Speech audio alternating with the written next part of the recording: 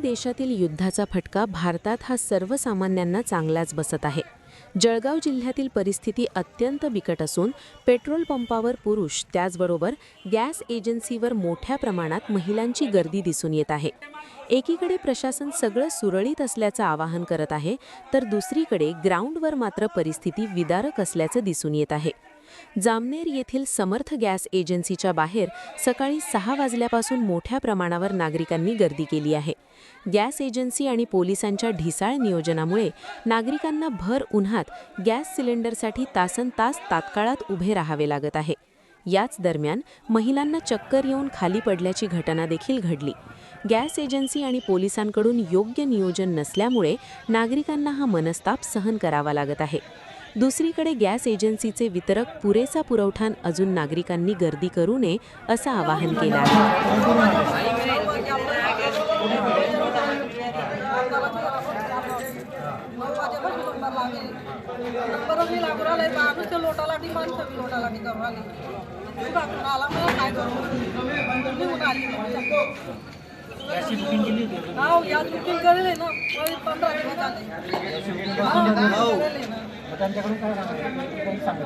नाही ते काम का उद्या येईल परवा येईल कलबेची बिचारा उद्या भाऊ थांबा तुम्ही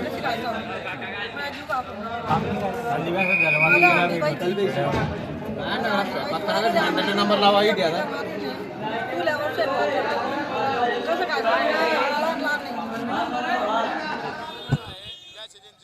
बुकिंग झाल्यानंतर दोन होता, मग नंतर तारीख देता, मग तारीख नंतर ते परत कॅन्सल करताय बुकिंग ती असं का बद्दल करताय?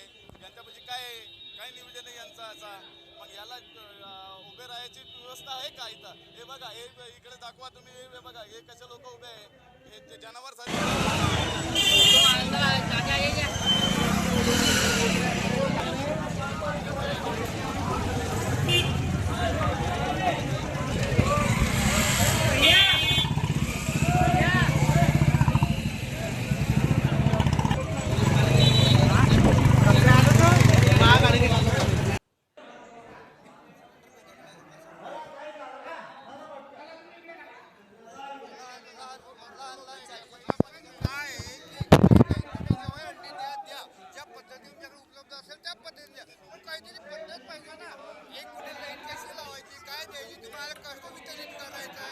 पब्लिकला काहीतरी सांगा, काहीतरी बोला। हे मेंढरा मरतात तिकडे लेडीजचे काय हाल आहे बघा तुम्ही। बायाचं दबतायत, काही घेणं नाहीये, फक्त 5 लोक घ्यायचे, 8 पैसे सोडायचं, काय तिला करायचं, ओटी इथे द्यायचं, डबल होऊन तिकडे ओटी द्यायचं, ठीक आहे मान्य आहे।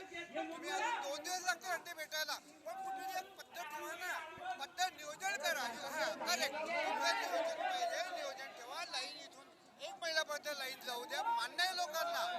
तिथे नंबर लावायचा, हंडी इकडे ठेवायची, ते हंडी इकडे चोरून लोक नेतात, लाईन मध्ये उभं राहायचं का हंडीला बघायचं, का गाड्या चोरून नेतात गाड्याला बघायचं, कुठेतरी करा नियोजन। आणि पोलिसांचा पत्ता नाही, पोलीस नाही, होमगार्ड नाही, कुठेतरी एखादी ट्रॉफिक पाहतो, इथे लोकांना कोणीही वाली नाही।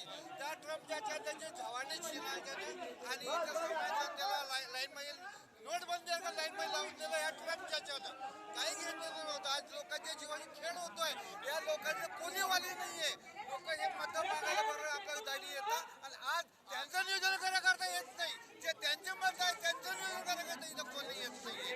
या विनंती आहे भाऊ, तुमच्या माध्यमातून त्यांना विनंती आहे, या गॅस एजन्सीवाल्यांना विनंती आहे, अरे काहीतरी लाईन लावा। या लोकांना तेही मात्र आहेत,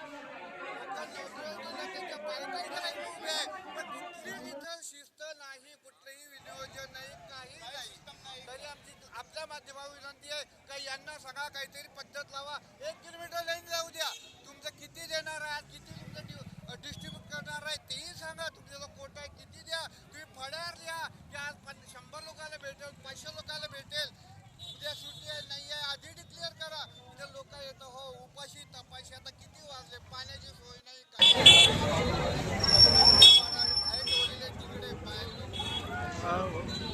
गॅस एजन्सीवर झालेली आहे, कशा पद्धतीने नियोजन आहे आणि काय आव्हान राहील?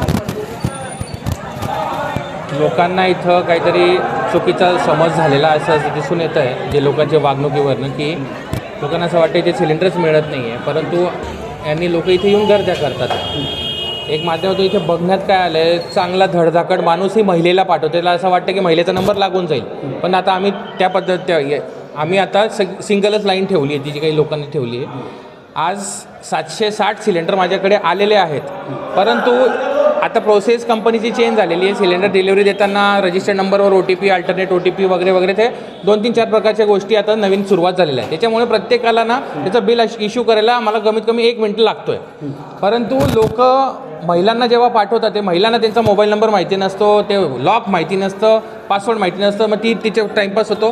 ती बाई जोपर्यंत पुढे जात नाही तोपर्यंत मागच्या माणसांना पाठवता येत नाही. तरी 5-5 लोक आम्ही कम्प्युटरवर बसवलेले आहेत. जनतेला माझं एकच आव्हान आहे, सिलेंडर मुबलक आहेत, गैरसमज पसरवत आहेत लोक, जे काही असेल ते त्याची पसरवण्याची गरज नाही आहे.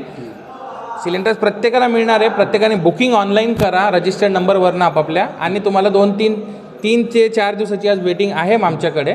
3-4 दिवसांचं सिलेंडर इश्यू होतं आहे. खरं तर अनेक ठिकाणी पोलीस बंदोबस्तात सुरळीत गॅस सिलेंडर दिले जात आहेत, मात्र इथं जे आहेत ते पोलिसांचा बंदोबस्त देखील कमी दिसून येतो. आता आपणच पत्रकार बंधू 3 जण बघतायत आहे इथे. आम्ही आमच्या परीने शेवटी जनता काही जे आगाऊ असतात ते खाकीलाच घाबरतात. परंतु आता तुम्ही इथे बघता पोलिसांचा विषय कसा होतो, त्याच्यात आम्ही काही करू शकत नाही. ॲज कंपनीचा डिस्ट्रीब्युटर म्हणून मी माझ्या पद्धतीने सुरळीत मी काम पार पाडतो आहे माझं, परंतु मलाही काही लिमिटेशन्स आहेत. आज प्रत्येक गोष्टीला नियम कायदा दिलेला आहे, बदलतं आहे रोज काही सगळ्या गोष्टी आहेत.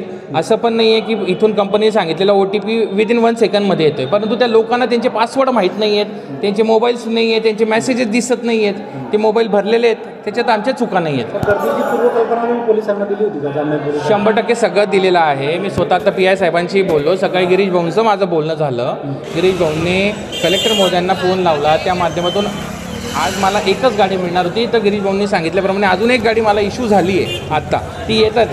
मी ते सांगतो तेच आहे की माझ्याकडे सिलेंडर मुबलक उपलब्ध आहे. इथं आता तुम्ही रांगेत बघत असाल तर 100 लोकच रांगेत उभे आहेत, पण 100 लोक 1000 लोकांचा आवाज करतात आहे. त्या माध्यमातून सगळी कामं पुढे स्लो होतात.